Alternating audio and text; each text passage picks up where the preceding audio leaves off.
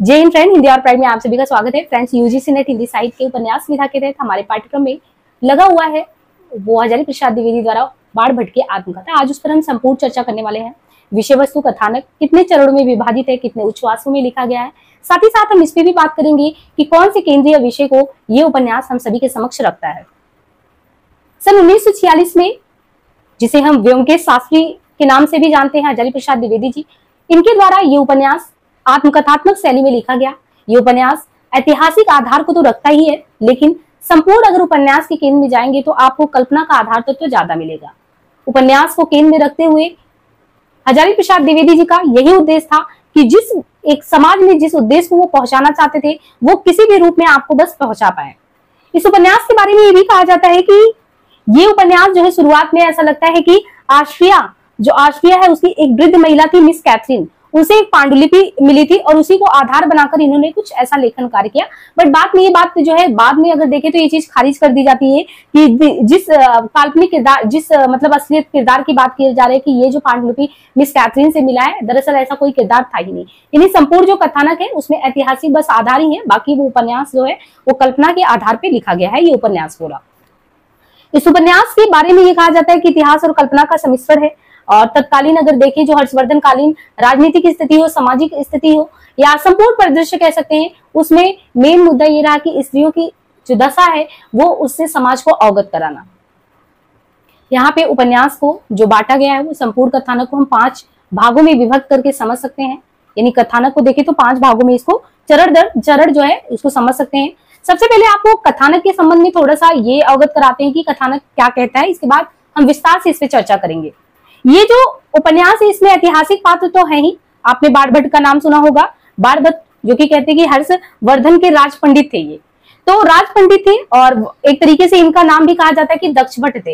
यदि पात्र परिचय के संबंध में बात करें तो ये जो है इसमें मुख्य पात्र के रूप में बाढ़ भट्ट आते हैं। बाढ़ भट्ट आपने ऐतिहासिक पात्र के रूप में देखा होगा, जो हर्षवर्धन कालीन जो है एक तरीके से उनके सभासद के रूप में थे। बहुत ही विद्वान व्यक्ति, और इनके बारे में ये भी कहा जाता है कि नारी का मतलब पूरे आप कथानक में देखेंगे तो ये नारी का बहुत सम्मान करते हैं। तो केंद्रीय पात्र में बाढ़ भट्ट हो गए। बाढ़ भट्ट के अलावा जो सबसे अहम पात्र होती है वो निपुणिका और भट्टिनी। निपुणिका आप कह सकते हैं कि वर्तमान समय में एक ऐसी नारी जो हर एक मुद्दों के लिए लेके वो डट कर सबके सामने आती है। वो इस तरीके से नहीं है कि हर एक चीजों को छिपाने वाली नारी है, तो वो अपने हक के लिए लड़ने वाली नारी है। हालांकि इसमें ये बताया गया कि ये बाढ़ भट्ट की नाटक मंडली में शामिल होती है और बाद में ये प्रेम भी करती है निपुणिका। लेकिन आप इससे जो त्याग है उसको देखेंगे कि कैसे ये जब त्रिकोण माध्यम से इनका एक तरफ भट्टिनी है और दूसरी तरफ भट्टिनी के साथ निपुणिका और बाढ़ भट्ट, तीनों के प्रेम का जो त्रिकोण बनता है, तो यहाँ पे निपुणिका जैसी नारी का आप त्याग देखेंगे, समर्पण देखेंगे कि कैसे वो अपने को दरकिनार कर लेती है और उसके अंदर क्या सौम्यता है, प्रेम है। बहुत ही गतिशील कैरेक्टर आप कहेंगे कि एक तरीके से किरदार है, तो यहाँ पे वो निपुणिका है। तो बाढ़ भट्ट हो गए। बाढ़ भट्ट के बाद निपुणिका बहुत ही अहम किरदार के साथ है इस पूरे उपन्यास में। और इनके अलावा जो भट्टिनी है, भट्टिनी जो कि अंतःपुर के जो राजकुल है वहां पे इसको क्या किया गया है, कैद किया गया है। और संपूर्ण अगर आप कथानक के केंद्र में देखेंगे तो वो जो केंद्र में वो किस तरीके से कैद की गई है, उसको किस तरीके से छुड़ाना है, जिसमें सबसे अहम रोल अदा करती है निपुणिका। तो यानी एक राजकुल में कैद है कौन, भट्टिनी, उसी को छुड़ाना, यही इसका उद्देश्य भी होता है। उद्देश्य के साथ तो बहुत बड़ा उद्देश्य होता है, पर पूरे कथानक के केंद्र में यही होता है कि वो कैसे कैद है, उसको छुड़ाना कैसे है। तो बाढ़ भट्ट हो गए, निपुणिका हो गए, भट्टिनी हो गए। इसके अलावा कुछ गौड़ पात्र हैं, जैसे अघोर भैरव का बीच में आता है, ये बहुत ही साधक प्रकृति का व्यक्ति होता है। और लोरिक देव, ये भद्रेश्वर दुर्ग का स्वामी होता है। इनके अलावा सुगत भट्ट, ये बौद्ध भिक्षु एवं आचार्य होता है। इनके अलावा महामाया का किरदार भी आप कहेंगे, जैसे सुचरिता है, महामाया है, भट्टिनी है, निपुणिका है। स्त्री पात्रों को बहुत ही सशक्त ढंग से यहाँ पे उपस्थित किया गया हमारे समझ। बिल्कुल महामाया भी आप देखेंगे तो ये अपने आप को ऐसी नारियों की प्रतिनिधि बताती है जो लगातार वंचित हैं, शोषित हैं। अंतःपुर में अगर आप देखें तो ये जब उपन्यास पूरा देखेंगे तो हमें ये समझ में आएगा कि इसका किरदार क्या है। बाकी कुछ ऐतिहासिक पात्रों में हमने बताया, जैसे हर्षवर्धन है, कृष्णवर्धन है, विग्रह वर्मा है और तुअर मिल्द है, राजश्री है। तो ये सारे जो पात्र हैं वो पात्र इसमें आते ही हैं। अब यहाँ पे देखिए, हमने ये पात्र परिचय लिया। कथा सार के संदर्भ में बात करें कि ये जो कथा है कब का है, कथा के केंद्र में क्या है ना, और इनमें किन विषय वस्तुओं को उठाया गया, उन सब पे हम विस्तार से चर्चा करते हैं। सबसे पहले आप देखिए, इस कथा को पढ़ने के पहले यानी कथानक को पढ़ने के पहले जो हमारे पाठ्यक्रम से जिस प्रकार के क्वेश्चन आते हैं उसमें भूमिका से बहुत ही क्वेश्चन अहम आता है। भूमिका को आपको सस्ता जैसे लिखा गया है वैसे ही आपको पढ़ लेना है, समझना है। स्वयं ये कहते हैं हजारी प्रसाद द्विवेदी जी की जो ये उपन्यास हमने लिखा है ये आत्मकथा प्रकाशित हो रही है और अनेक मित्रों के आग्रह, अनुरोध और शुभेच्छा का ये परिणाम है। आरंभ में कथा विशाल भारत में प्रकाशित होने लगी थी। आपको ध्यान देना है कि जहां जहां हम इंगित करें कि जिससे विशाल भारत, ऐसे डायरेक्ट आपके क्वेश्चन एग्जाम में आते हैं कि इसमें भूमिका में कौन सी पत्रिका का जिक्र किया गया है, तो विशाल भारत का जिक्र किया गया है। अगर उस पत्र की यशस्वी सुहृदय श्री मोहन सिंह सेंगर ने बार बार बढ़ावा देकर लिखवा ना ली होती तो कथा लिखी ही ना जाती।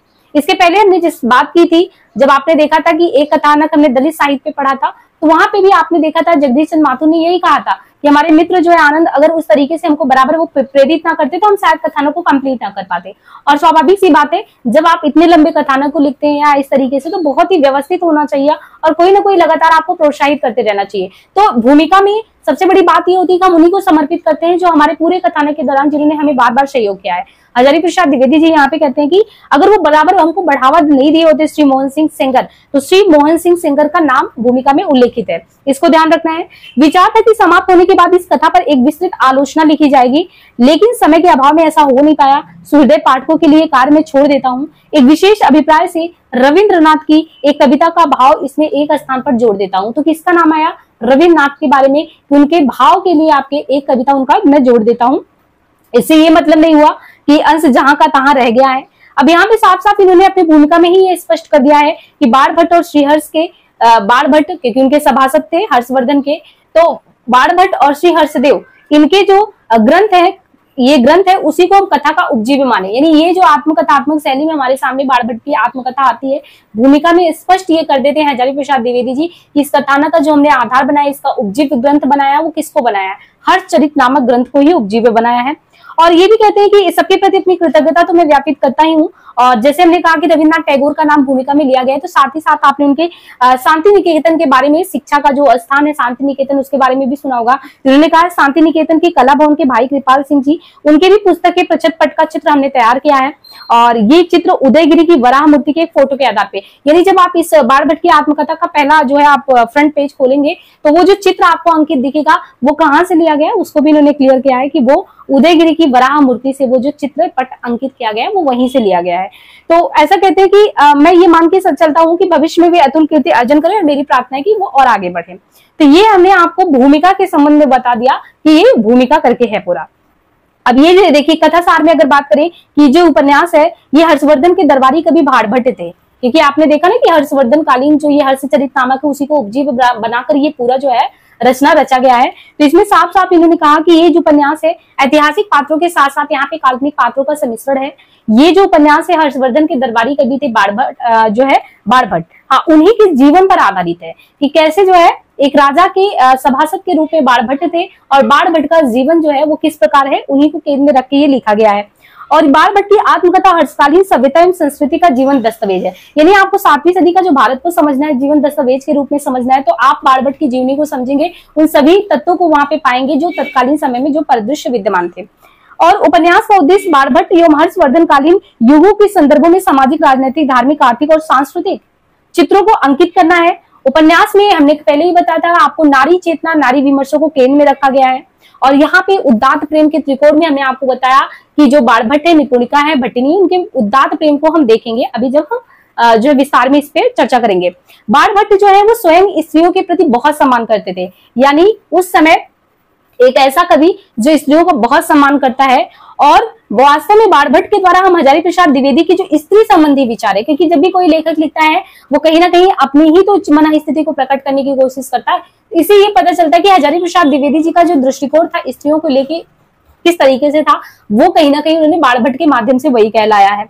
ये जो पूरा ये नाटक है, जो संपूर्ण परिदृश्य में अगर देखें तो 5 भागों में विभक्त है। आपको एक एक करके अवगत कराते हैं। जो कथानक का पहला पार्ट आता है, पहला भाग आता है, उसमें अस्थाड़ीश्वर है। यहाँ पे अस्थाड़ीश्वर का जिक्र है, ये ध्यान रखना है। वहां पे अस्थाड़ीश्वर में एक तरफ बाणभट्ट है, दूसरी तरफ निपुणिका है। निपुणिका जो है वहां की नाटक मंडली में सम्मिलित होती है, बाणभट्ट जहाँ पे उस नाटक मंडली में काम कर रहे होते हैं। तो पहले में यही दिखाया गया है कि जो अस्थाड़ीश्वर है वहां पे जो बाणभट्ट है उसकी निपुणिका से भेंट होती है, और निपुणिका यहीं पे बाणभट्ट को ये अवगत कराती है कि जो छोटे राजकुल में भट्टिनी जो है वो बंदनी है। यानी जो राजकुल यानी तुअर मिल की जो कन्या है उनको कहाँ पे बंदी बनाया गया है, उनको जो है राजकुल में, छोटे राजकुल में बंदी बनाया गया है, और हमें क्या करना है, उनको आजाद कराना है। ये निपुणिका जो है पहले ही उनको अवगत करा देती। यहाँ ध्यान रखिए जो निपुणिका है वो बाद में पान बेचने लगती है और वो नाटक मंडली में शुरुआत में वो इस तरीके से जाती है। वो 1 साल मतलब उसके विवाह के बाद वो 1 साल बाद विधवा हो जाती है, तो अपने जीवन को अपने आप कह सकते हैं कि अपने आधार पे जीने वाली स्त्री है। लेकिन उसके सशक्त रूप को आप जैसे जैसे उपन्यास में आगे बढ़ेंगे वो देखेंगे। तो पहले चरण में वो पहले बता देते कि वो इस तरीके से उनको जो है बंदी बनाया गया, हमको वहां से उन्हें आजाद कराना है। अब जो इसका सेकेंड चरण शुरू होता है उसमें बाणभट्ट, भट्टनी और निपुणिका यानी तीनों, भट्टनी को आजाद कराना है, वो तुअर मिल की कन्या एक तरीके से वो राजकुमारी है, राजकुमारी को आजाद कराना है। एक तरफ निपुणिका है, एक तरफ बाणभट्ट है।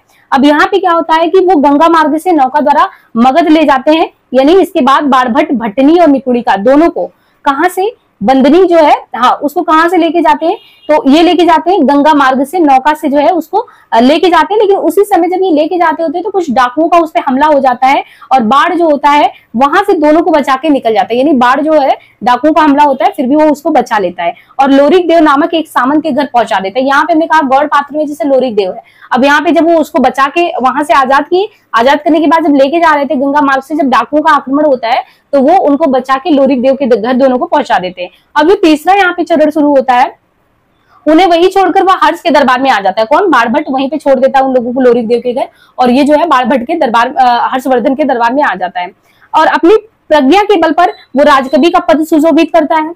बाद में बाण द्वारा भट्टनी को जो अस्थानीश्वर है आमंत्रित करना और भट्टनी का स्वतंत्र रानी की तरह रहना पाया जाता है। यानी जब वो वहां पे जाता है और उसके अंदर प्रतिभा है तो फिर उसको क्या होता है कि वहां का जो है राजकवि मतलब कि घोषित कर दिया जाता है। अब जब राजकवि घोषित कर दिया जाता है तो ये भट्टनी को जो है वहां पे जो बुलावा देती है, मतलब बुलावा भेजता है कि हाँ वो लोग भी आ जाएं। तो यहाँ पे ध्यान दीजिए कि जब ये आते हैं तो भट्टनी को अस्थानीश्वर जब आमंत्रित करता है तो भट्टनी वहां पे पहुंचती है और रानी की तरह वो रहने जाती है। यहाँ निपुणिका की बात नहीं हो रही है, निपुणिका जो कि बाणभट्ट के साथ उनको बचाई थी, भट्टनी वो है जो तुअर मिल की कन्या है। अब जो चौथा चरण शुरू होता है इसमें हर जो ये चरण भट्टनी के महत्व को, यानी भट्टनी कौन है, राज कन्या है, एक तरीके से राजकुमारी है, उसके महत्व को ध्यान में रखते हुए प्रतिपादित करता है। वो आमंत्रित की रक्षिता शक्ति है, यानी जो बुलाया है तो बुलाया गया है तो जहां पे वो हर्षवर्धन कालीन राज में जहां पे वो रह रही है उसकी रक्षिता, यानी वहां पे उसकी रक्षा होनी चाहिए, ऐसा है। उसी के कारण भारतवर्ष की रक्षा हो सकती है, ऐसा लोग मानते हैं कि अगर हमने जो है भट्टनी की रक्षा की इसका मतलब हम भारतवर्ष की रक्षा कर सकते हैं, ऐसा पैमाना माना गया।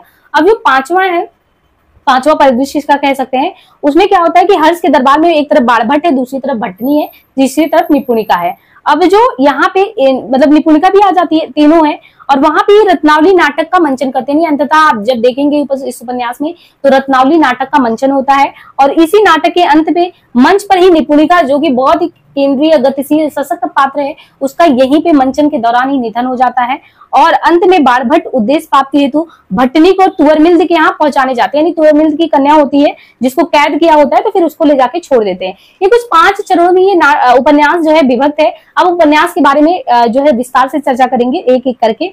अब सबसे पहले देखिए, उपन्यास में आपको हमने भूमिका करा दिया, पात्र परिचय करा दिया और 5 चरणों में विभक्त करके इसके कथानक से जो भी चीजें हैं उनसे हमने आपको परिचय प्राप्त करा दिया। अब यहाँ पे आपको ध्यान देना है कि जो बाणभट्ट की आत्मकथा है ये कथानक त्रिकोण पर आधारित है। त्रिकोण पे हमने पहले ही बताया कि आपको भट्टनी है, एक तरफ भट्टनी है, निपुणिका है और एक तरफ बाणभट्ट है। यानी बाणभट्ट से दोनों ही प्रेम करने लगती हैं, प्रेम इनके त्रिकोण पर आधारित हो जाता है, यानी ट्रायंगल बन जाता है। लेकिन ये दोनों पात्र एक दूसरे से प्रेम करते हैं पर इनके प्रेम को आपको देखने लायक है। ये इतना मतलब इन लोगों का इस तरीके से अगाध प्रेम है कि ये एक दूसरे के लिए त्याग करने में भी बिल्कुल हिचकते नहीं है। किसी के मन में अन्य के प्रति कोई, जैसे होता नहीं कि त्रिकोण बन गया तो किसी के मन में किसी के प्रति द्वेष उत्पन्न हो, ये आपको कह सकते हैं ना कि प्रेम का एक ऐसा उदात्त रूप आपको देखने को मिलता है इसमें कि एक दूसरे के प्रति किसी के मन में कोई भी कह सकते हैं ईर्ष्या का भाव वो विद्यमान है ही नहीं। प्रेम जो कि 2 व्यक्तियों में फलता फूलता है, लेकिन बाणभट्ट की आत्मकथा इन सबसे ऊपर है, इन त्रिकोण या तुच्छ प्रेम से कहें उन सबसे ऊपर है। क्योंकि इसके पीछे एक कारण ये भी हो सकता है, सब जो है हजारी प्रसाद द्विवेदी जी का मानना है कि ये ऐसा इसलिए भी हो सकता है क्योंकि इनका प्रेम जो है वो मित्रता के प्रेम में बंधन नहीं होता, यानी जो मित्रता का प्रेम होता है उसमें बंधन नहीं होता है।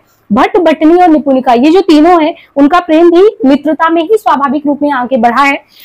और निपुणिका भट्ट का भट्टनी, अब देखिए निपुणिका को हमने इसलिए कहा कि वो त्याग की प्रतिमूर्ति है क्योंकि उसने तुअरमिल की कन्या जो कि कैद थी उसको बचाई भी, चाहती तो वो अपने प्रेम प्रस्ताव को, क्योंकि वही प्रेम करती थी बाणभट्ट से, तो वो चाहे एकांतिक प्रेम के तरीके से अगर देखती तो भट्टिनी को ना बचाने जाती, ना उससे कोई मतलब रहता, लेकिन उसने भट्टिनी को बचाया भी। और जब जान गई कि बाणभट्ट का झुकाव थोड़ा भट्टिनी की तरफ है, तो वो आराम से, मतलब कि वही कहते हैं ना कि त्याग की प्रतिमूर्ति के रूप में इस उपन्यास में विद्यमान है निपुणिका, वो बिल्कुल साइड हट जाती है, वो किसी भी चीज पे बहुत ज्यादा फिर ध्यान केंद्रित नहीं करती, इन सबके बीच में आना नहीं चाहती है। अब देखिए हजारी प्रसाद द्विवेदी का ये जो केंद्रीय मतलब कि मुद्दा है, सिर्फ इतने तक नहीं है। एक तो उन्होंने इसमें विशिष्ट प्रेम संवेदना को उकारा है, लेकिन सबसे बड़ा जो उपन्यास का आप कह सकते हैं कि उद्देश्य है, मोटिव है, वो है स्त्री मुक्ति के प्रश्नों पर गहराई से विचार करना। ये किसी एक भट्टिनी की बात नहीं है, उस समय की नारी की तत्कालीन दशा को जो उकेरने का काम किया है वो इन्होंने किया है कि नारी मुक्ति का प्रश्न किसी एक के साथ नहीं है, तत्कालीन जो सामान्य नारियां हैं, अगर राजकन्याओं के साथ ये हो रहा है तो उन नारियों के साथ क्या होता है, क्योंकि ये चीज हम महामाया के मुंह से बार बार सुनते हैं, अभी वो आगे हम देखेंगे। उपन्यास की स्त्री पात्र भट्टिनी, निपुणिका, महामाया, सुचरिता, सभी का चरित्र लोकहित में संघर्षरत दिखाई देता है। ये नारी पात्र सत्ता प्रतिष्ठान के विरुद्ध संघर्ष करते आती है, यानी एक तरफ तो सत्ता है जो नारी को चुनौती दे रहा है, और नारी भी चुनौती दे रही है, चाहे वो भट्टिनी के रूप में हो, निपुणिका के रूप में हो, महामाया के रूप में हो, सुचरिता के रूप में हो, ये भी सत्ता से संघर्ष कर रही है अपने अस्तित्व को बनाए रखने के लिए। तो इस तरीके से हजारी प्रसाद द्विवेदी द्वारा, जो कि ये 20 उच्छ्वासों में बटा उपन्यास है, 7वीं 8वीं सदी के भारत की राजनीतिक स्थिति को दर्शाता हुआ ऐतिहासिक और काल्पनिक सम्मिश्रण के साथ, वो कहीं ना कहीं जो है उस समय की स्वाधीनता आंदोलन के समय अगर देखें तो आप देखिए ये उपन्यास जब लिखा गया 1946, लगभग हम आजादी की तरफ हैं, बहुत ज्यादा टाइम नहीं था, और उस समय ये जो उपन्यास लिखा गया, आपने देखा होगा कि परिदृश्य में अगर देखें बैक साइड पे आपने हिस्टोरिकल कुछ भी पढ़ा हो तो 1939 से 45 में सेकेंड वर्ल्ड वार चल रहा था, यानी पूरी वैश्विक स्तर पे देखें तो आप कह सकते हैं कि दो ध्रुवों में बंटकर संपूर्ण मानव जाति बिल्कुल किसी को नहीं देख रही थी, और सब एक दूसरे पे बिल्कुल आप कह सकते हैं कि जुटे पड़े थे। और ऐसी स्थिति में हजारी प्रसाद द्विवेदी कहते हैं वो तो संपूर्ण मानव जाति एक दूसरे को कुचल रही, पदलित कर रही, आगे बढ़ रही, वो तो छोड़ो, उस समय अपने संघर्ष में स्त्रियों को ये लोग किस तरीके से कड़ी बनाते हैं, उनके साथ किस तरीके से जाति करते हैं, केंद्रीय विषय यही चीज है, मूल मुद्दा यही है कि क्या ये उसी समय था या आज के समय में है, जब हम रसिया यूक्रेन इन सब वार के बारे में पढ़ते हैं और उसमें भी हम देखते हैं स्त्रियों की दशा तो विचलित हो जाते हैं, यानी तत्कालीन समय में भी प्रासंगिक, आज के समय में भी प्रासंगिक मुद्दा। इस उपन्यास में बाणभट्ट और स्त्री पात्रों के माध्यम से स्त्री विमर्श के विविध आयाम आपको खुलते नजर आते हैं। निपुणिका, भट्टिनी, महामाया, चारुष्मिता, सुचरिता, इसके सवाल जो होते हैं वो आप कह सकते हैं कि हर्षवर्धन कार्लिन ने जो उस समय के राजकवि ऐसे तो होते नहीं थे, बहुत ही विद्वत जन होते थे, बाणभट्ट को भी उनके सवालों को चुनौती देती है। ये स्त्री पात्र जब भी उनसे क्वेश्चन करती है तो कहीं ना कहीं वो बहुत चुनौतीपूर्ण होता है, स्वयं बाणभट्ट भी नहीं समझ पाता कि इन प्रश्नों का हम उत्तर इनको किस रूप में दें, क्योंकि वो स्त्री सवाल इतने कटु यथार्थ होते थे, उसमें कोई ऐसा नहीं था कि बनावटीपन था। इस उपन्यास में जो पहले ही हमने बताया कि निपुणिका जो कि बहुत ही गतिशील और स्मरणीय पात्र है, विवाह के 1 वर्ष बाद ही निपुणिका विधवा हो जाती है और घर छोड़कर अभाव में वो जीवन यापन करने लगती है। सामाजिक रूढ़ियों से सबक सीखती है कि हमको जीवन में आगे बढ़ना है, सिर्फ यहीं पे नहीं रहना है। तो आगे वो बाणभट्ट को स्त्री वेश में छोटे राजकुल के अंतःपुर में ले जाने की हिम्मत दिलाती है कि एक काम करो, तुमको चलना है, वहां पे राजकुमारी जो है तुअरमिल की कन्या, उनको कैद किया गया है। हम सिर्फ उनकी कैद की बात नहीं करते, संपूर्ण नारी जात की बात करते हैं कि जो कैद है उनको हमें आजाद कराना है। ये कहीं ना कहीं उसी विद्रुपता की तरफ ध्यान को इंगित करता है। निपुणिका जो कि बाणभट्ट से प्रेम करती है, लेकिन एक बार क्या होता है कि जब नाटक मंडली में इसके साथ वो होती है, निपुणिका का बाणभट्ट से बातचीत होता है, उसी में समय जो है निपुणिका को कहीं ना कहीं फिर बाणभट्ट की कुछ चीजें होती है वो चुभ जाती हैं। जैसे जो बाणभट्ट है वो नारी को आप कह सकते हैं कि देव मूर्ति के रूप में पूछता है, लेकिन आपको वहां नारी की जो एक उसकी इच्छा होती है उसका भी सम्मान करना पड़ता है, उसको भी समझना पड़ता है। तो यहाँ पे निपुणिका बाणभट्ट से इस बात पे नाराज हो जाती है, वो नाटक मंडली छोड़कर चली आती है, क्योंकि एक दिन अस्थारीश्वर के बाजार में जब बाढ़ मिलता है तो उससे जब उसका वार्तालाप होता है, उसी दौरान ये गुस्से में कहती है, जब वो कहता है कि हम नारी को देव मूर्ति के तुल्य मानते हैं, उससे ऊपर हम कुछ मानते ही नहीं है, तो ये कहती है तुम जड़ पाषाण पिंड हो, यानी जो एक पत्थर होता है बिल्कुल जड़ होता है, ना इधर ना उधर, बिल्कुल तुम वैसे ही हो, तुम्हारे भीतर ना देवता है ना पशु है, अड़िग जड़ता, मतलब एक ही जगह तुम बिल्कुल अड़े हुए हो, बिल्कुल आप कह सकते हो कि तुम्हारे अंदर फ्लेक्सिबिलिटी है ही नहीं कि तुमको जीवन में आगे बढ़ना है, कुछ करना है, मतलब कि एक तरीके से पारिवारिक संबंध में, वो कहने का मतलब वो अपने प्रेम के प्रति बाढ़ की इसी पासार जड़ता के कारण उसको गुस्सा आ जाता है। मतलब वो स्वाभाविक प्रेम करती है और ऐसी कल्पना भी करती है कि कहीं ना कहीं उसको जो है बाढ़ भट्ट करे, लेकिन बाढ़ भट्ट का विचार हमने कहा कि वो हर एक कन्या को उस तरीके से कहता है कि हम उनको देवी की प्रतिमूर्ति के रूप में देखते हैं, तो हम ऐसा स्वाभाविक पारिवारिक प्रेम को स्थापित नहीं कर पाएंगे। तो वहां से निपुणिका जो है नाराज होती है और जो नाटक मंडली में काम करती है छोड़ के चली आती है, फिर वो पान की दुकान कर लेती है। बाद में ये लोग जो है स्थानीय के एक बाजार में फिर एक दिन ये मिलते हैं, जब मिलते हैं तब वो चीजें जो है बातें आगे बढ़ती है। तो फिर ये कहती है निर्भीकता से, कहती है बाढ़ के सामने वो अपने प्रेम के प्रस्ताव को स्वीकार भी करती है और कहती है, वो बाढ़ से क्लियर कट कहती है कि तुम नारी देव को देहो मंदिर, यानी तुम नारी के देह को जो है देव मंदिर के समान जो है पवित्र मानते हो, पर एक बार भी तुमने ये समझा होता कि ये मंदिर भी हाड़ मांस का है। यानी जो ये हमारा शारीरिक हाव भाव तुम देख रहे हो, जिसको तुम देव मंदिर में यानी मंदिर में स्थापित करने की बात कर रहे हो, ये बना किससे है? एक दिन ये मिट्टी में मिल जाना है। हाड़ मांस का शरीर, ये ईंट चूल्हे का हमारा जो है शरीर, वो ईंट चूल्हे का नहीं है। तो यहाँ पे जो द्विवेदी जी है वो निपुणिका के माध्यम से ये कहलाना चाह रहे हैं कि आपको स्त्री की जो हृदय की मनोवैज्ञानिक जो ग्रंथियां उनको भी समझना है, उसको भी सुलझाना। आप ये नहीं कह सकते कि हम एक देव मंदिर के तुल्य तुमको समझते हैं या पूज्य भाव से देखते हैं, तो हम स्वाभाविक प्रेम की गति को जो है एक तरीके से वो लय नहीं दे सकते, उसको आगे नहीं बढ़ा सकते। ये उनका कहने का मतलब था कि एक स्त्री जो होती है प्रेम की उपेक्षा को जो है सहन नहीं कर सकती। निपुणिका के माध्यम से आचार्य प्रसाद द्विवेदी जी ने इसी बात की ओर ध्यान इंगित किया है। साथ ही द्विवेदी जी ने यह भी कहलाया इसमें कि प्रेम मनुष्यत्व में फलता है, ना कि देवत्व में।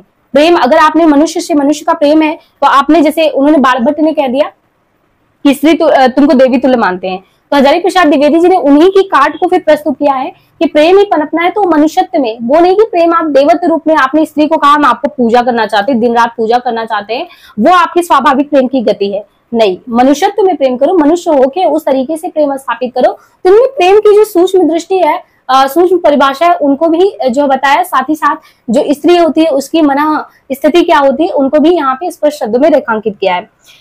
प्रेम मानवीय संवेदनाओं का सबसे नाजुक पक्ष होता है, ये कभी मजबूत बनाता है तो कभी कमजोर हृदय को भी आघात देता है। अतः प्रेम मानवीय होने में, ये बताया गया कि प्रेम मानवीय होने में है, देवत्व होने में, देवता बनने में नहीं है।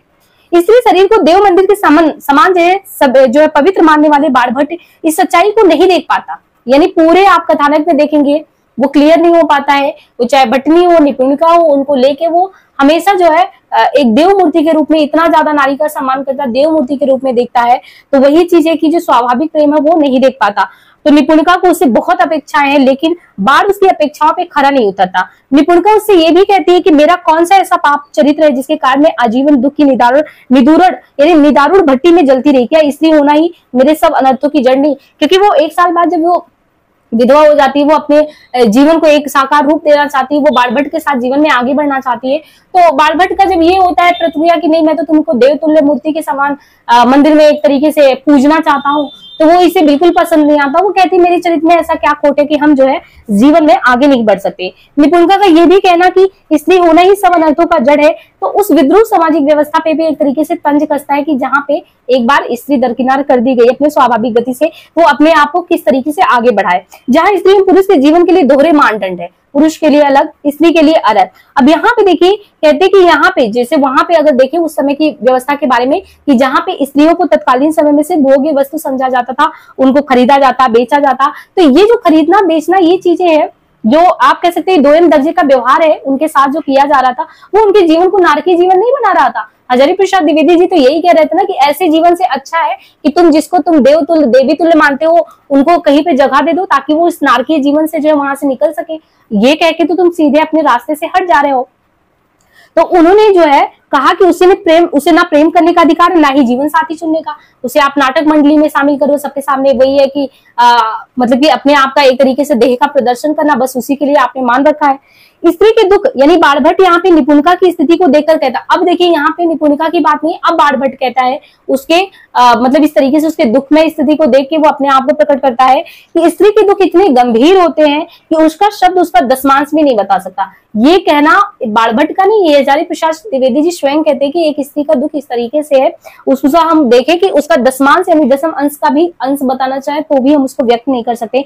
निपुणिका में वो कहते हैं कि इतने सारे गुण हैं, इतने सारे गुण विद्यमान है कि वो समाज और परिवार की पूजा के लायक है, उसके पूजा का पात्र बन सकती है, पर हुई नहीं। वो हंसमुख है, कृतज्ञ है, मोहिनी है, बहुत ही गतिशील नारी है, लीलावती है। ये क्या उसके अंदर ये दोष है? और मेरा मन कहता है कि दोस्त किसी और वस्तु में जो सारे सद्गुणों का दुर्गुण कहकर वो व्याख्या करा देता है। वो वस्तु क्या है? निश्चय ही कोई बड़ा असत्य समाज में सत्य के नाम पर घर कर बैठा है। तो द्विवेदी जी के अनुसार जो मनुष्य है उसके सामाजिक संबंधों की जड़ में कहीं बहुत बड़ा दोष रह गया, ये असत्य ही है। इस समाज में स्त्री का सबसे बड़ा दुख का कारण जिसे वो किसी के सामने जो है अपने को भावाभिव्यक्ति नहीं दे पाती। इस उपन्यास में आपने देखना है कि एक तरफ अगर देखेंगे तो ब्राह्मण है, दूसरी तरफ बौद्ध धर्म है। तो जैसे वो है कि आप हर्षवर्धन को देखेंगे वो बौद्ध धर्म को मानते हैं, दूसरी तरफ ब्राह्मण का जो वर्चस्व है तो ब्राह्मण को भी परिचय देते हैं। तो यानी संबंधों में आप देखिए कि यहाँ पे दो परिदृश्य दिखाया गया, बौद्ध धर्म से संबंधित चीजों को भी और हर्षवर्धन कालीन में जो ब्राह्मण के वर्चस्व की बात है वो भी। तो ये भी हमारे यहाँ पे ये पूरे उपन्यास के केंद्र में जो है आता है। लेकिन केंद्र के रूप में हम देखें तो नारी के विषय को ज्यादा ही यहाँ पे हजारी प्रसाद द्विवेदी जी ने एक रेखांकित किया है। उपन्यास में निपुणिका की राजनीतिक समझ को निपुणिका क्यों सबसे अलग है? क्योंकि उसकी सिर्फ एक नारी को जिस तरीके से दोयम दर्जे के व्यवहार के साथ उसको कमतर आंका जाता है, बस वो उस रूप में नहीं है, बल्कि उसकी राजनीतिक समझ जो है यहाँ पे हजारी प्रसाद द्विवेदी जी ने इस प्रकार दिखाया कि वो लोगों को, बड़े बड़े लोगों को अचंभित कर देती है। वो अपने आप को उस खरीदने और बेचने के, आप कह सकते हैं कि पैमाने में अपने आप को नहीं तोलती है। महाराजा धीराज जो श्रीहर्षदेव हैं, उनके दरबार में बाणभट्ट को सभा पंडित जब नियुक्त किया जाता है तो ये समाचार सुनते ही जो निपुणिका है वो सिंघनी की भांति गरज कर वो कहती है, धिक्कार है भट्ट, तुम कैसे भट्टनी का अपमान करने पर राजी हो गए? यानी भट्टनी जिनको एक बार कैद किया गया था उसके, यानी एक स्त्री का तुम धिक्कार करने पर, यानी तुम सभासद कवि के पद पे सुशोभित हो रहे हो, तुमने कैसे उसको जो है स्वीकार कर लिया? धिक्कार है भट्ट, तुम अत्यंत सहज बात भी नहीं समझ सके। भट्टनी को कैद कर रखने वाले छोटे राजकुल को शरण देने वाले महाराज का सभासद नियुक्त होना, यानी जो भट्टनी जैसी एक तरीके से तुअर मिल की कन्या जो है, एक राजकुमारी है, उसको यानी एक स्त्री के सम्मान को किसी ने ठेस पहुंचाया, तुम उसके यहाँ पे शरण लेने चले गए, यानी तुमको वो तुच्छ आमंत्रण दिया, तूने उसे स्वीकार कर लिया। तो मैं तुम्हें हे दृष्टि से देखता हूँ। बिल्कुल निपुणिका सीधे सीधे बाणभट्ट के मुंह पे ये बात कह देती है। और बाणभट्ट कोई छोटा व्यक्ति नहीं, उस समय का सभासद विद्वान था वहां के, हर्षवर्धन कालीन जो उनका दरबार था उसमें वो बहुत बड़ा विद्वान था। लेकिन वो हमने कहा ना कि यहाँ पे जो स्त्री पात्र जिन प्रकार के क्वेश्चन उठाती है उनका जो स्त्रियों के पास कोई जवाब, जो मतलब कि पुरुष पात्र में जैसे बाणभट्ट है उनके पास खुद जवाब नहीं रह जाता है। फिर वो इतना ही नहीं रुकती, इतने पे ही नहीं, कुमार कृष्णवर्धन के बुलावे पर निपुणिका ये कहती है, जब वहां से कृष्णवर्धन के बुलावे पर निपुणिका को बुलाया जाता है तो कहती है भट्टनी स्थानीश्वर जाएगी, यानी जो भट्टनी है जिनको इन लोगों ने कैद से छुड़ाया वो स्थानीश्वर जाएगी, परंतु वे वहां पे किसी की अतिथि नहीं होगी, उनका अपना खुद का स्वाधीन राज उनके साथ साथ रहेगा। लोरिक देव को तुम इस बात पर राजी कर लो कि उनकी कम से कम 1 सहस्त्र मल्ल सेना भट्टनी की सेवा में नियुक्त रहेगी। स्थानीश्वर भट्टनी उसी प्रकार रहेगी जिस प्रकार स्वतंत्र देश की रानी अपने राज्य में रहती है। तो हमने इसलिए बताया ना कि आपको इसका कथानक क्यों बहुत ही अच्छा लगेगा, विचित्र लगेगा। निपुणिका जैसे आप कह सकते हैं ना कि बिल्कुल ऐसा किरदार की एकदम स्वतंत्र है और न किसी से ईर्ष्या भाव है उसके अंदर। वो स्त्री के लिए, पूरी स्त्री, समग्र स्त्री जाति के बारे में ये कह रही है कि उसका सम्मान कैसे होना चाहिए। अगर उसको बुलाया जा रहा है तो वो पूरे मल्ल सेना के साथ जाएगी, अपने राज्य में निवास करेगी, इस तरीके से उसको पूरी स्वतंत्रता मिलनी चाहिए। ये नहीं कि किसी के कैद खाने में इस तरीके से वो जाएगी। जितनी गूढ़ बातें उसने जब कही तो बाणभट्ट भी जो है यहाँ पे आश्चर्यचकित हो जाता है कि कितनी राजनीतिक समझ की बातें करती है। उसे निपुणिका आसानी से कह देती, वो समझ ही नहीं पाता। राजसद्दा के विरुद्ध आचरण करने पर निपुणिका को, अब देखिए इस तरीके से जब वो बहुत बड़ी बड़ी बातें कहती है, पूरे वो जो राज्य है वहां पे ये चीजें बातें फैल जाती है कि निपुणिका जैसे अगर कोई रहेगा तो वो कहीं ना कहीं पूरे, आप कह सकते हैं कि वो एक विद्रोह की अग्नि जला देगा। तो उसको जो है इसलिए जो है बंदी बनाने की बात होती है कि उसको मार दिया जाएगा, क्योंकि निपुणिका को ये अपराधी मान लिया जाता है कि ये कहीं ना कहीं सत्ता के प्रति विद्रोह जो है, सत्ता के प्रति विद्रोही भाव रखती है। तो वो फिर गुस्से में ये कहती है और कहती कि अब तो मुझे लगता है कि मृत्युदंड मिलना निश्चित है, लेकिन फिर भी वो निडर है, उसको डर नहीं है मृत्युदंड। उसको बात ये है, उसका प्रश्न ये है कि किस अपराध पर कानिकुब्ज का, यानी कानिकुब्ज जो डायरेक्ट कहती है कि जो कानिकुब्ज का लंपट सरड़ है जो हमको बुला रहा है, हमको कह रहा है कि हमको मार देगा, वो राजा मुझे फांसी देगा किस बात पे? पहले वो उसका तो चीज क्लियर करे। अगर न्यूनिया को, यानी न्यूनिया यानी निपुणिका को स्थानीश्वर बुलाया जा रहा है, वो जाएगी। वो भली बात ही समझती है कि महाराजा म्लेच्छ वाहिनी से कानिकुब्ज की रक्षा करने के लिए भट्टनी के जो पिता हैं वो तुअर मिल से मित्रता करना चाहते हैं, इसलिए निपुणिका भट्टनी को निराश्रित अतिथि नहीं बल्कि रानी के रूप में वहां पे स्थानीश्वर भेजेगी। निपुणिका को न केवल राजनीति की बहुत अच्छी समझ है बल्कि वो दूरदर्शी भी है। यहाँ पे द्विवेदी जी यही कहना चाहते हैं कि वो इसके माध्यम से कहनाने में बिल्कुल संकोच नहीं करते कि हाँ न्यूनिया भूल करता हूँ और मैं रास्ते से, यानी वो जो हजारी प्रसाद द्विवेदी है वो ये कहलाना चाहते हैं कि हाँ बाणभट्ट जो है वो अपने आप को ये समझता है कि हाँ भूल तो मैं करता हूँ निपुणिका, लेकिन सही रास्ता दिखाने वाली तुम होती हो। कहने को तो मैं एक विद्वत हूँ, बहुत बड़ा पंडित हूँ, सभासद हूँ, लेकिन कहीं कहीं मेरी बुद्धि भी तुमसे पीछे चलती है। यानी यहाँ पे हजारी प्रसाद द्विवेदी ने दिखाया कि एक मौका मिले एक स्त्री को तो किस तरीके से राजसत्ता को भी बढ़िया से चला सकती है, उसकी बुद्धि विवेक इतना ऊपर तक होता है। तो बाण भट्ट की आत्मकथा में आपने देखा ना कि यहाँ पे नारी की उन प्रश्नों को इंगित किया गया है कि एक निपुणिका जो कि मुखर पात्र है, स्वाभिमानी है, साहसी है, निडर है, बुद्धिमान है, राजनीतिक समझ है। तो सारी चीजों को आप देखेंगे तो पूरे उपन्यास में जो बाण भट्ट है, जो एक विद्वान है, वो भी नारी की समझबूझ के सामने अपने आप को नतमस्तक कर देता है निपुणिका के सामने। तो भट्टिनी जो कि इस उपन्यास में हमने कहा केंद्रीय पात्र में है, उसी को कैद किया गया था, उसी को छुड़ाने की बात की गई थी। तो यहाँ पे एक चौथी राम यादव ने लिखा भी है कि सवाल केवल यहाँ पे भट्टिनी को आजाद कराने की बात नहीं है, उसी के उद्धार की बात नहीं है, सवाल राजकुल के अंतःपुर में सौतों के उस भयानक जंगल का भी नहीं है जिसके सूने गलियारों को भरने के लिए न जाने कितनी सुंदर जिंदगियों को कैद कर रखा गया। सबसे बड़ा सवाल लाखों करोड़ों की संख्या में अकारण दंडित उस मानवता का है जो सामंती पुरोहिती समाज व्यवस्था की दमन चक्की में पीस रही है, और खासकर वो स्त्रियां। यहाँ पे आप जो भैरवी महामाया ने कहा है वो प्रश्न बिल्कुल आपको सुनने लायक है।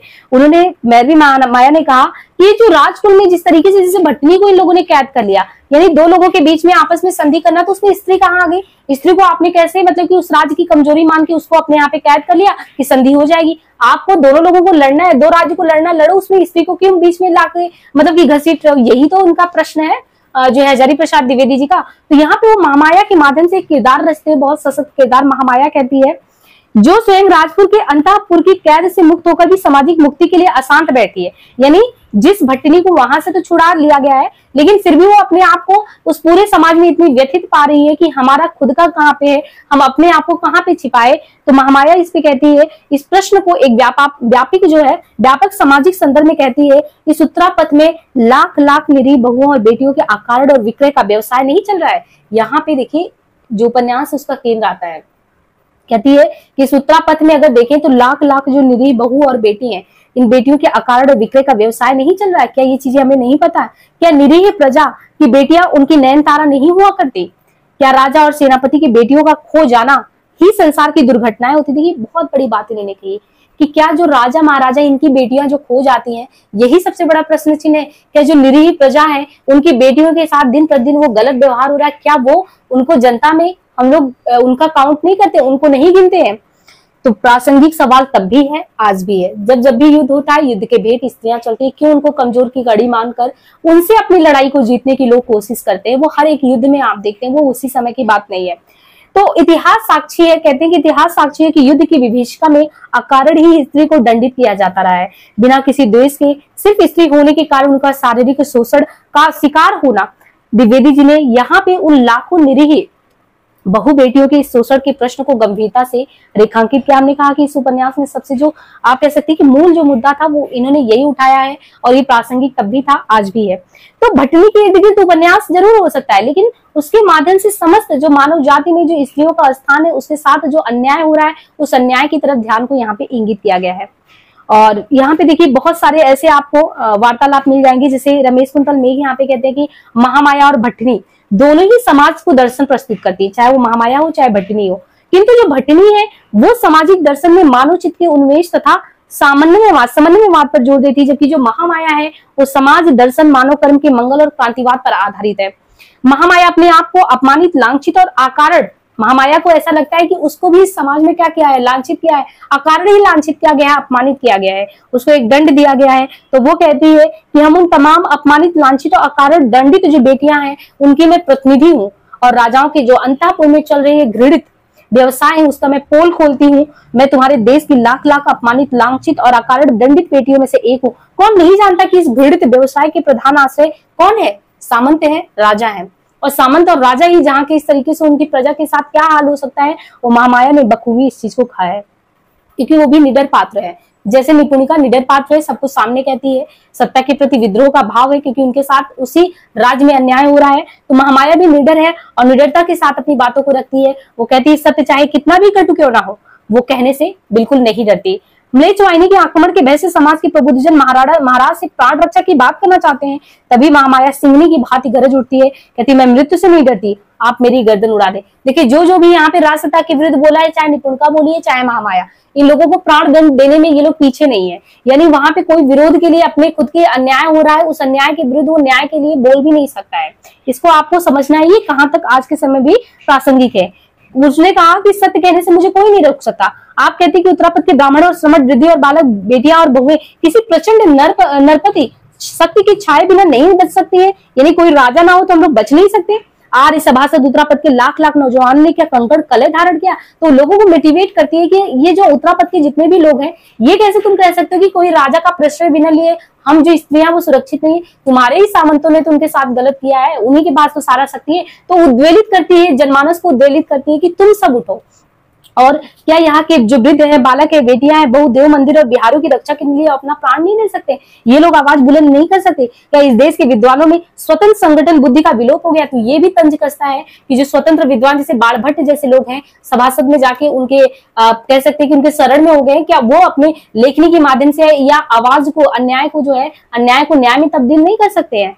धिक्कार है आप सभी सभासदों को, उत्तरापद के विद्वान और शीलवान नागरिक, इन राजाओं को जो मुंह जो रहे हो, उनका मुंह तोड़ जवाब नहीं दे रहे हो। मैं पूछती हूँ, यदि महाराजा धीराज ने आपकी प्रार्थना का प्रत्याख्यान कर दिया तो आप क्या करेंगे? आप लोगों में से कौन नहीं जानता कि महाराजा धीराज स्वयं शुद्धशील होकर भी सैकड़ों ऐसे सामंतों को आश्रय दिए हुए, जिनका एकमात्र प्रताप कन्या हरण में दिखता है। आश्चर्य, यदि मैं असत्य कहती हूँ तो मेरे इस त्रिशूल से मेरा खंडन कर दो। तो इतनी बुलंदी के साथ आवाज सबके सामने वो रखती है महामाया। यहाँ पे महामाया इतने तक ही नहीं रुकती, वो कहती है जो निराश जनता उसके मन में उल्लास बनने के लिए, लेकिन लड़ो अपनी हक की लड़ाई के लिए, कहती है अमृत के पुत्रों, मृत्यु का भय माया है, राजा से भय दुर्बल चित्त का विकल्प है, प्रजा ने राजा की सृष्टि की है, संगठित हो जाओ और एक साथ सबके सामने आके लड़ो। न्याय के लिए प्राण देना सीखो, सत्य के लिए प्राण देना सीखो, धर्म के लिए प्राण देना सीखो। अमृत के पुत्रों, मृत्यु का जो भय है वो माया है। एक सहस्त्र कंठों ने दीर्घायु स्वर में प्रतिध्वनि किया कि मृत्यु का भय माया, यानी जब उसने ललकारा लोगों को कि हमें अपने लड़ाई के लिए खुद लड़ना है, खुद आगे आना है, हर एक व्यक्ति को खुद जो है, जितने भी नागरिक है उनको खुद समझना है, तो वाकई में जब वो भरती है लोगों में जोश, तो वो जोश लोगों के अंदर आ जाता है। तो उपन्यास में बहुत सारे वैसे तो सवाल को उठाया गया है और नारी स्थिति की दयनीय चित्रण तो किया ही गया है, राजकुल की बेटियों के साथ किस तरीके से गलत व्यवहार किया जाता है। यानी ओवरऑल आप कह सकते हैं कि जो पतनशील समाज है ना, उस पर ध्यान दिया गया है। बाकी यहाँ पे आपने देखा है कि निपुणिका, भट्टनी, महामाया, सुचरिता, सभी लोगों को यहाँ पे जिस तरीके से इन्होंने किया है, एक पूरा समग्र आप कह सकते हैं कि दृष्टिकोण देने के प्रयास किए हैं, तो उसमें काफी हद तक इन्होंने सफलता अर्जित की। तो इस तरीके से निष्कर्षता हम कह सकते हैं कि जो बाणभट्ट का आत्मकथा, ये जो बाणभट्ट की आत्मकथा है, वो मध्यकालीन सामंती जो जड़ता है, एक रिजिड है लोग, उनके विरुद्ध स्त्री चेतना का एक मुखर स्वर है, वो प्रकट होता है। उपन्यास का मुख्य पात्र बाणभट्ट होने के बावजूद बृहत स्तर पर समाज, जो सामंती समाज है, उसमें स्त्री की स्थिति को विविध रूप में दिखाता है। तो वो जो है इस उपन्यास में अगर देखें तो उपन्यास को चाहे वो ऐतिहासिक लेवल लिया गया हो, चाहे वो काल्पनिक सम्मिश्रण, जो संदेश उनको स्पष्टता सबके सामने रखना था, वो तो इन्होंने एक तरीके से हजारी प्रसाद द्विवेदी जी ने बिल्कुल आपने सबके सामने जो रखना था वो रख दिया है। तो ये उपन्यास हमने इसलिए कहा कि सिर्फ आपको इसके इतर नहीं, उपन्यास को बृहद स्तर पे पढ़ना चाहिए, क्योंकि स्त्री की मुक्ति किससे संबंधित जो ये बातें लिखी गई हैं, इसमें आप कह सकते हैं काल्पनिक सम्मिश्रण जरूर होगा, लेकिन ये हर एक युद्ध से लेके हर एक जगहों पे जो उनको एक कमजोर कड़ी मान के अपने आप को विजित करते हैं ये लोग, ये तो स्वाभाविक गति है ना। इसमें कुछ ऐसा नहीं है कि ये सत्य सबके सामने नहीं है, ये सत्य तो सबके सामने है। वैसे भी हम कहते हैं हमारा इतिहास, हमारा जो ये होता है साहित्य, वो समाज का दर्पण होता है, तो समाज के आईने को ही तो प्रतिबिंबित कर रहा है। यानी समाज में ऐसी घटित घटनाएं नहीं होती तो हजारी प्रसाद द्विवेदी जी जैसे बड़े लेखक ये लिखते क्यों? सामाजिक विमर्श में, ये नारी विमर्श का मुद्दा कटु यथार्थ के रूप में था, इसीलिए उन्होंने इस चीजों को प्रस्तुत किया है। तो जल्द ही मिलते हैं हम दूसरे उपन्यास के साथ। आज हो सकता है आपको ये वीडियो लंबी लगा हो, बट ये आपको उपन्यास अच्छे से समझ में आ गया होगा, ऐसा हम उम्मीद करते हैं। डिस्क्रिप्शन में लिंक दे दिया जाएगा टेलीग्राम से, वहां से जुड़ जाइए बराबर अपडेट के लिए। आज के लिए इतना ही, धन्यवाद।